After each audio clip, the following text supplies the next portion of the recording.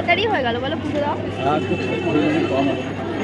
চলে এসেছি আমরা সকাল সকাল। আজকে কোথায় চলো দেখা যাক।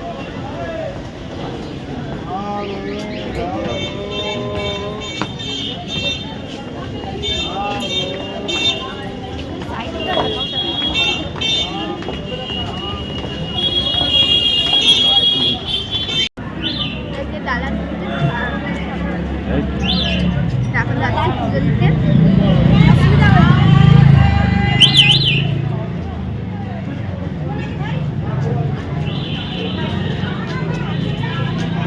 আর এখন যাবে সকাল 8টা 8:10-15 হবে।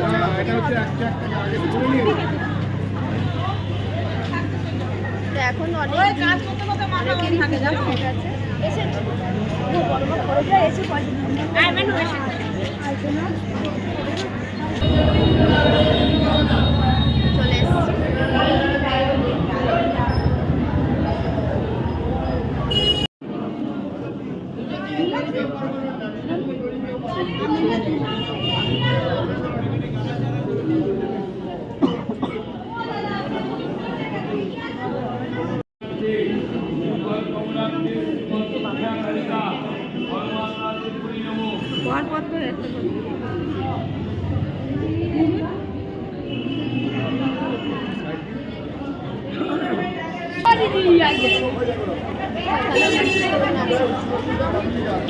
এই হচ্ছে বড় মায়ের মন্দির।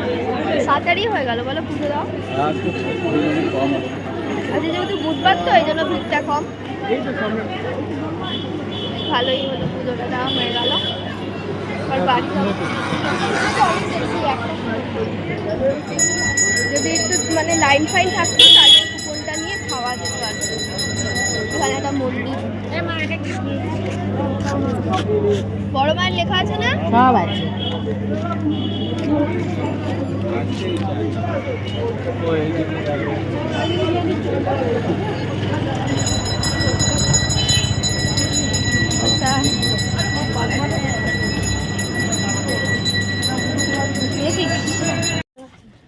পুজো দিয়ে তো আমরা চলে এসেছি।